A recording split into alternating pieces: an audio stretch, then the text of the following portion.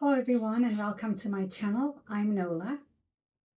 Today is Sunday, January the 11th, 2026.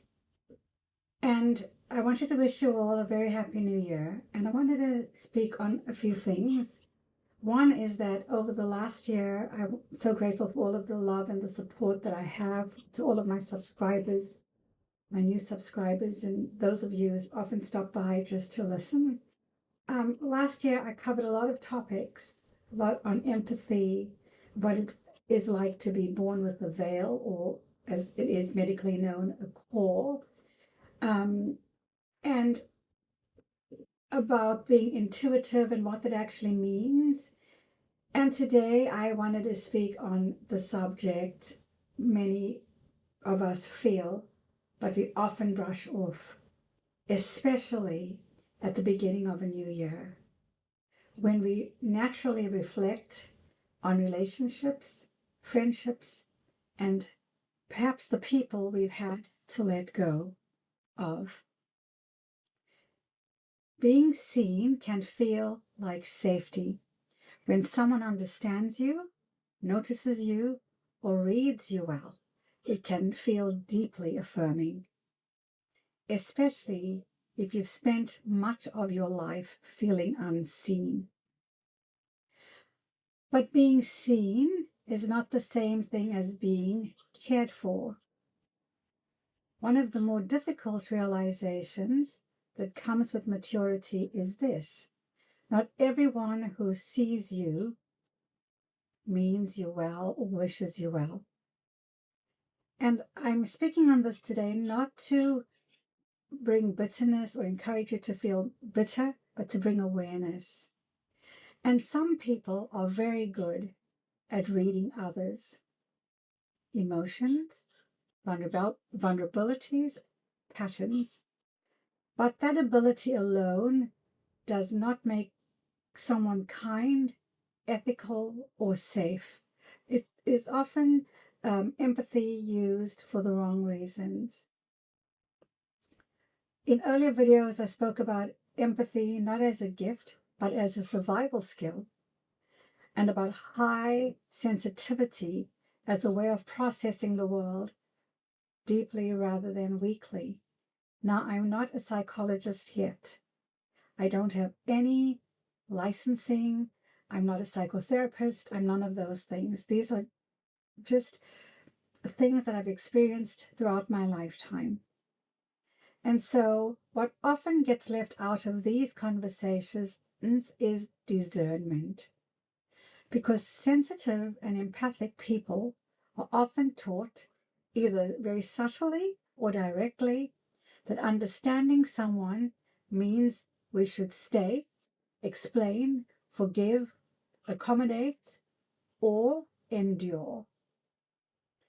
And sensitive people often confuse understanding with obligation. We understand the backstory, the wounds, the reasons. We tell ourselves they've had a hard life. They didn't mean it. And when empathy was learned as survival, we don't just understand people. We'll have learned to anticipate them, and anticipate them we do. We monitor moods, we manage reactions, we adjust ourselves. And anticipation quietly turns into responsibility, even when it was never ours to carry. Hear this. That anticipation quietly turns into responsibility, even when it was never ours to carry. Some people read others in order to connect. Others read others in order to regulate themselves, to gain control or extract emotional or practical support. From the outside, it can look the same, but the impact is very different, beloved. And this isn't something that only happens to a woman. It happens to men who are expected to carry families because they're capable or successful. It happens to the emotionally intelligent sibling who becomes the stabilizer in all of the family chaos and drama, and so on. It happens to the uncle who is perceived as strong, and perhaps you are the uncle who has always been perceived as strong, and you've never been allowed to fall apart. Quite frankly, no one has been interested in hearing your story. It happens to sons and daughters who are gay, whose families are willing to accept their generosity, their help, their money, but not their partner, not your identity, or your full humanity, right? In all of these cases, a person is valued more for what they provide than for who they are. When a family, a friendship, or a system takes what you give but refuses to fully see or honor you, that isn't belonging. That's conditional access. And many sensitive people stay far too long because you confuse compassion with responsibility. So I want to invite you to sit with a question, especially as you look at relationships in a new year. What is truly yours to carry? And more importantly, what have you been trained to carry? Is this love?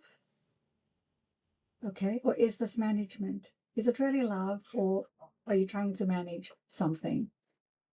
And if you stopped carrying this, would something truly collapse, or would people simply be uncomfortable? And here's the thing. I think in every family we have a matriarch or a patriarch, and we'll say, when Aunt so-and-so was here, we always had wonderful celebrations, Christmases and birthdays and all kinds of things. But once she passed away or perhaps left, the family fell apart. The same thing, you could say Uncle Bob, he held his family together so well. He helped everybody. And since he's passed away, we have fallen apart. The family has become divided. People are distant. There's bickering and infighting and maybe even jealousies and envies that were never there to begin with. Have we ever stopped to consider for 1 minute what it took of those kind aunts and uncles, grandmothers, grandfathers, brothers or sisters, to provide for the family the things that they did?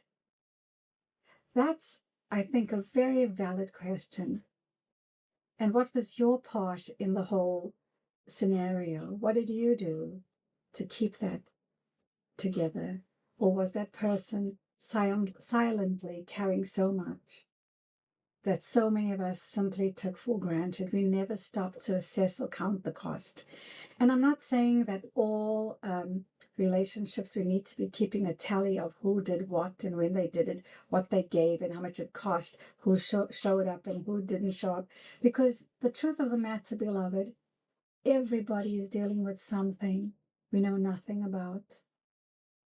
And often we think when someone grows quiet, what did I do? Or what did I say that they are no longer in touch with me? And sometimes we simply need to stop, because if you know in your heart and your soul that you didn't say or do anything inappropriate, there's no reason for you to be concerned. Maybe you should stop and just check on that person. Why should they always be the one that is checking in? Okay, so my question the bigger question here is, okay, if you were advising someone you love, would you tell them to keep holding this? So pay attention to what happens when you pause, when you stop over-explaining,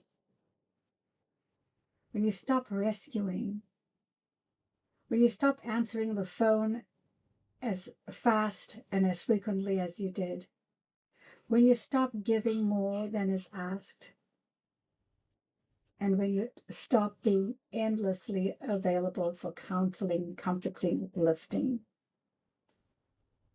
Pay attention to what happens when you pause.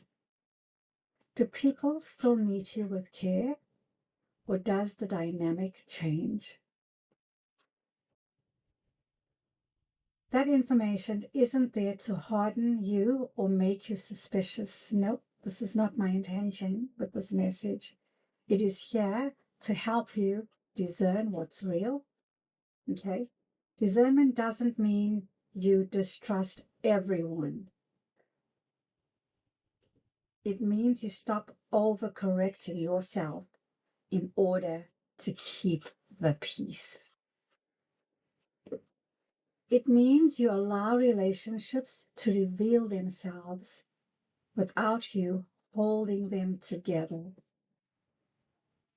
When you begin to see that distinction clearly, something important happens.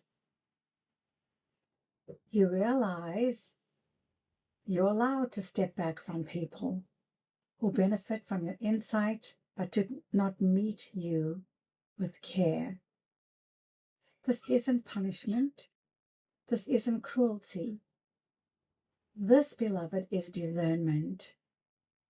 Understanding someone's pain may explain their behavior, but it does not excuse it, and it does not assign you or me a lifelong role. You can have compassion and still choose distance.